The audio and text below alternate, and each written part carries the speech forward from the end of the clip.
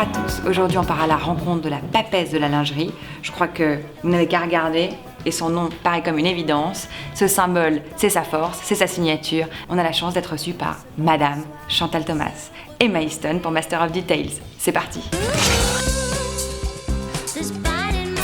Comment et pourquoi vous avez osé être émancipée très jeune pour créer votre entreprise, oser créer de la lingerie sexy dans une période et une époque où finalement, rappelons-le, que les femmes n'en portaient pratiquement plus. Non, c'est vrai. Ouais. Donc, cette tendance à oser, d'où ça vient ?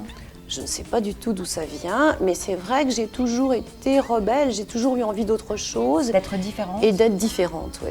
J'avais envie dans ma famille, qui était petit bourgeois moyen, je me suis dit, au bout, même très vite, à 10-12 ans, je me suis dit, oh là, ça va pas du tout, on va changer de monde. Et j'ai eu envie très vite d'autre chose et d'être provocante. En fait, j'ai commencé par la provocation, en faisant des robes étonnantes. J'ai toujours commencé par la provocation, parce que pour se faire remarquer, au départ, il faut provoquer. La lingerie, ça a été provocant au début aussi. Et puis le challenge. Le challenge de savoir, de me dire, est-ce que je vais y arriver quand même ? Vous êtes une ambitieuse. Oui. Ouais.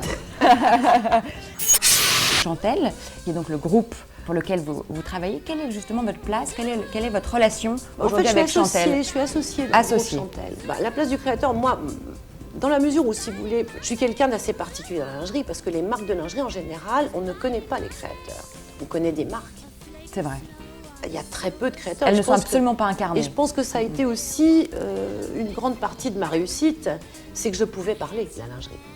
Alors que dans les autres marques, on ne sait pas qui faire parler finalement. Parce qu'on n'a pas envie de faire parler le directeur, qui n'a pas toujours envie de parler d'ailleurs, ou le président. On n'a pas envie de faire parler le marketing. Moi, j'ai connu l'époque où le créateur était roi. He came up to me and he said, catch you later, baby, I got a split. Chantal Thomas ne laisse rien au hasard. Regardez. Just can't quit. Catch you later, baby, I got a split. Et dans ce paquet, c'est une petite chose, simplement pour connaître l'origine et savoir comment vous est venue l'idée, cette signature frangée. Ah, pas mal, je l'avais pas fait le t-shirt. Ce seul symbole suffit à savoir que c'est vous. Eh oui. Et ça, c'est quand même à travers le monde. Comment cette idée vous est venue ? C'était en 81, j'ai rencontré un garçon qui était publicitaire dans un dîner. He came up to me and he said, catch you later, baby, I got a split. Là, c'est que des vestes. I got a habit, I just can't quit. Les ceintures, les foulards. Catch you later, baby, Ça, I je got l'avais a toujours. split. Vous voyez, C'est du blanc, ouais. Quand il y a un peu de couleur, c'est du blanc. Le blanc avec de la dentelle. Ça, les chemises, c'est plus facile.